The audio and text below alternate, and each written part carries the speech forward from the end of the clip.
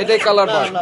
এই শোনেন, এলোমেলো কথা বলবেন না। একটাও কালার বার্ড নাই স্যার আমার এখানে বললাম। তাহলে আপনি মুরগি চিনেন না। হাট দিলে কোথাও 279 টাকা, আপনার পরিবহন আছে দাম আমি ধরলাম 282 টাকা ধরলাম।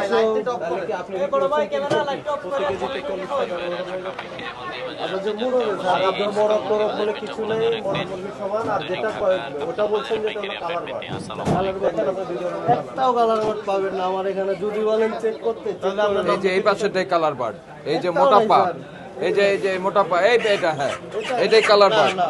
এই শোনেন, এলোমেলো কথা বলবেন না। একটাও কালার বার্ড নাই স্যার আমার এখানে বললাম। তাহলে আপনি মুরগি চিনেন না।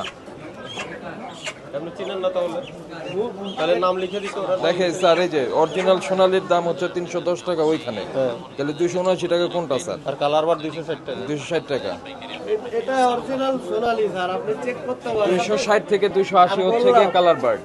অরিজিনাল পাকিস্তানি। ওকে, আপনি দুই দামে কিনে এক দামে বিক্রি করছেন সেটা বলেন। দুই দামে স্যার আমাদের এভারেজ করে। আপনি এভারেজ কেন করবেন? আপনার দুইটা আলাদা আলাদা পণ্য, দুইটার দুই দামে কিনছেন, তাহলে দুইটা ক্যাটাগরিতে দাম থাকবে আপনার। আমি একলা বলছি না, এটা সবাই বিক্রি করে। এটা কি সঠিক আছে? আপনি সবাই বিক্রি করে, ঠিক আছে, আপনার কথা আমি মানলাম, কিন্তু এটা কি রাইট, উচিত? রাইট না, এটা ঠিক আছে।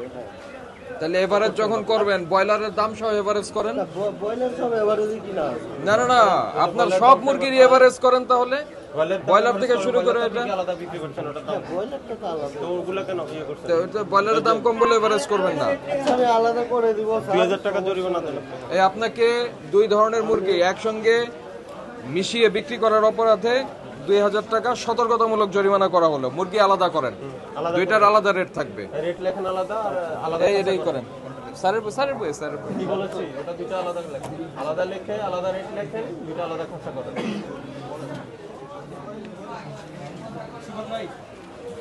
ঠিক আছে, এই লেখো, সামনে যান, সামনে আসেন।